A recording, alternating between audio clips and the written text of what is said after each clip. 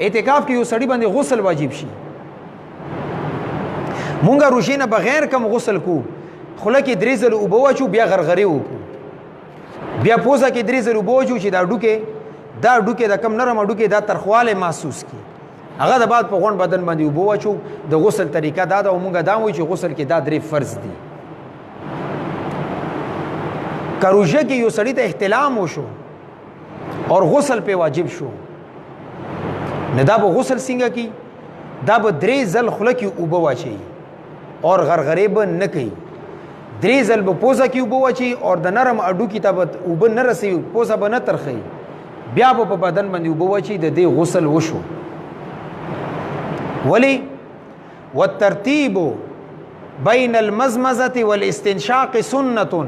اول خلی ته اوبه چول بیا پوزې ته اوبه چول دا سنت دي والمبالغه فيهما سنه ايضا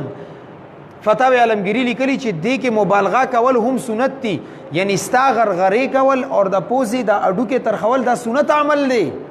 فرض نه دی فرض خلی کې 3 ځل اوبه چول دي فرض پوزه کې 3 ځل اوبه چول دي دا غرغرې کول اور د نرم اډو کې ته اوبه رسول پوزې ترخول دا سنت عمل دی دا سنت په تر رمضان کې پرېږدي ولی کې دې شي چې د اوبه ستاتېري شي روژه د خراب شي اور هر هغه شي چې غوجه نه روژه فاسدي کې شریعت ته اجازه نه کوي زما په دې مسلې باندې تاسو پوه شئ اور مراقی الفلاح لیکلی روایت نقل کړي چې رسول الله صلی الله علیه وسلم فرمایي بالغ فی المزمزه والاستنشاق الا ان تكون صائما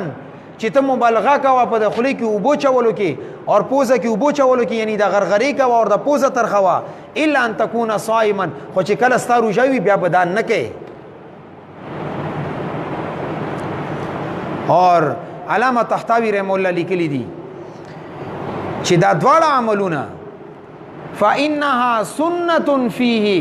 على المعتمد چې صحیح قول مطابق د غرغرې کول اور د پوزه ترخول د سنت عمل دی زما په دې خبره تاسو پوه شئ 3 ځل خولې ته اوبه چول دا فرض دی غرغرې کول دا سنت دی دا فرض ادا کا دا سنت پرېږده ولی دې سنت ادایګي کې خطره ده چې د روژه فرض ده د فرض روژه د خراب نه شي ولی چې کله فرض اور د سنت خپل کې مقابله راشي فرض ته به ترجیح ورکړي سنت په پرېږدي پوزه کې اوبه چول دا فرض دی اور دې کې دا نرم اډو کې ته اوبه رسول دا پوزه ترخول دا سنت دی 3 ځل پوزه کې اوبه واچو دا فرض ادا کا سنت ما ادا کا ولی سنت ادا کېدو کې خطر دی چې اوبه د تیری شي روژه د ماته شي او روژه در باندې فرض ده نه چې کم سنت عمل دا به پرېږدي زما په دې مسلې باندې تاسو پوه شئ جی پیښه دا ده بعضی خلک دا وایي چې کله روژه ماته وکړي غد بعد به بیا غرغرې وکړي او پوزه به ترخه کړي دا خبره چرته یو کتاب هم نه دی لیکلی خو پته نشته چې د خلک کم ځای نه بیني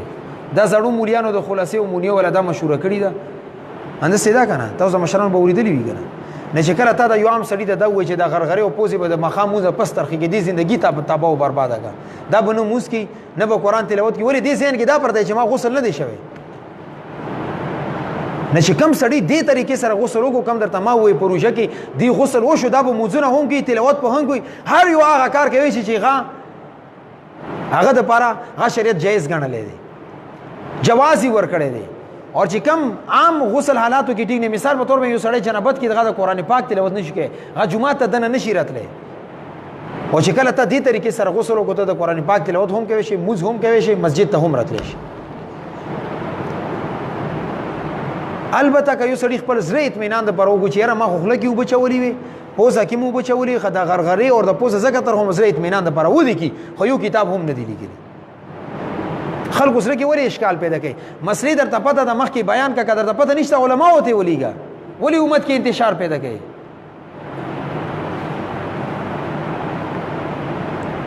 ندی وجنه چې تاسو اوسه پرې د مسلې پته نه و اوسه تاسو پته ولي کې د مخ کې دا رنګ هم بیانول پکار دي چې روژه دوران کې غرغرې کول نه دی پکار پوزه ترخول نه دی پکار دي سره روژه خرابېږي د سنت عمل دی کم فرض دی غاوه کا इस वीडियो को शेयर जरूर कीजिए हो सकता है आपके एक शेयर से ये बात किसी के दिल में उतर जाए जज़ाकल्लाह।